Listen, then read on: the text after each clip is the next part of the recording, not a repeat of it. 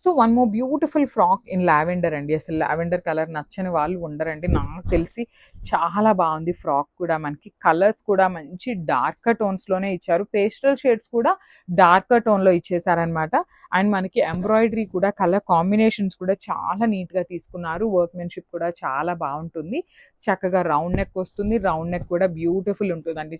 పైనకే ఉంటుంది అనమాట. Too much deep కూడా ఉండదు. సింగిల్ టైర్ ఫ్రాక్స్ వస్తాయి మనకి. ఇవన్నీ కూడా కంప్లీట్ సింగిల్ టైర్ వస్తుంది. హ్యాండ్స్ వచ్చేసి 3/4 స్లీవ్ ఉంటుంది. అండ్ బ్యూటిఫుల్ ఫ్రాక్స్ అండి. So this the complete look of the frock. M నుండి XXL ఉన్నాయి, గ్రాబ్స్.